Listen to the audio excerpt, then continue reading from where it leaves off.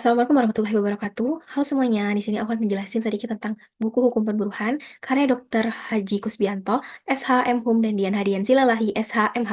Pada buku ini, aku akan ngejelasin tentang sejarah hukum perburuan di Indonesia. Sebelumnya, izinkan aku untuk memperkenalkan diri.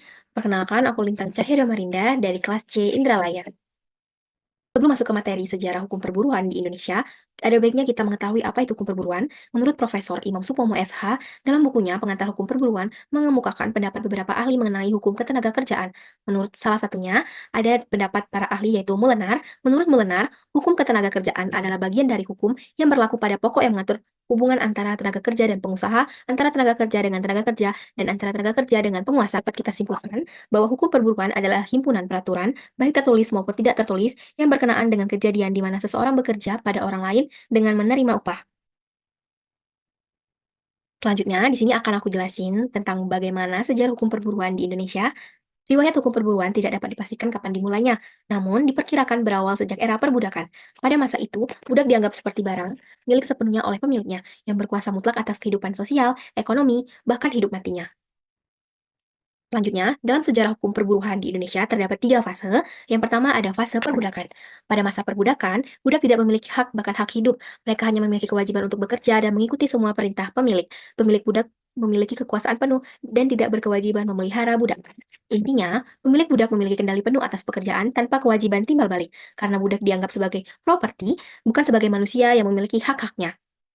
Dalam upaya penghapusan perbudakan di masa Raffles pada tahun 1818 sampai 1824, ternyata gagal. Penghapusan resmi baru dimulai dalam tahun 1854 yang menetapkan perbudakan di Indonesia harus berakhir paling lambat 1 Januari 1860. Namun, proses ini tidak berjalan dengan lancar, tetapi berjalan dengan lambat dan baru terlaksana pada tahun 1922 pada laporan kolonial terakhir menyatakan perbudakan di Indonesia resmi berakhir. Selanjutnya, terdapat fase pekerjaan rodi. Pada masa kolonial, kerja paksa atau kerja rodi awalnya merupakan gotong royong, tetapi berkembang menjadi kewajiban tanpa upah untuk kepentingan pemerintahan dan penguasa lokal. Kerja rodi dibagi menjadi 3 jenis.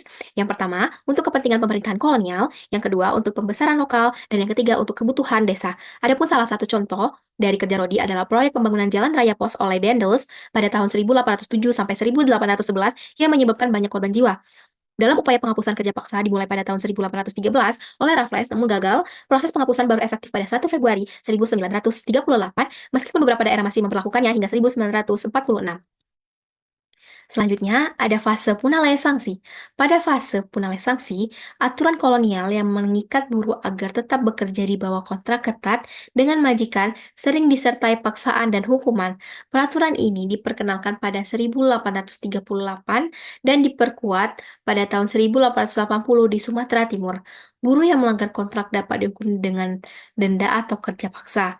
Penyelidikan pada tahun Pemerintah melakukan penyelidikan pada tahun 1903 menunjukkan bahwa kondisi kerja buruk dengan eksploitasi dan penganiayaan buruh yang terus berkelanjutan meski ada pengawasan. Aturan ini akhirnya dicabut pada tahun 1941 dan berakhir resmi pada 1 Januari 1942.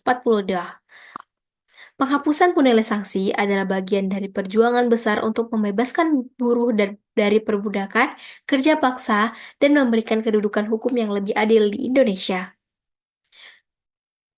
Baiklah, tadi saya sudah menjelaskan tentang 3 fase dalam sejarah hukum perburuhan di Indonesia.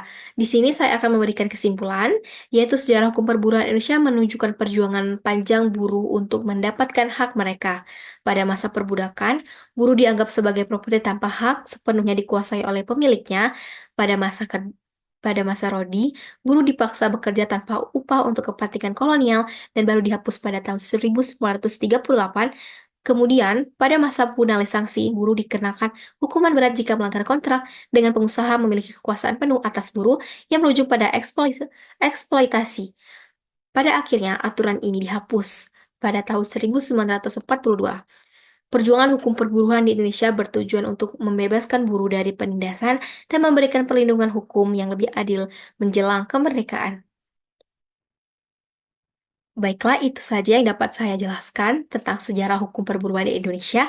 Apabila ada salah kata, saya mohon ampun. Saya akhiri. Wassalamualaikum warahmatullahi wabarakatuh. Terima kasih.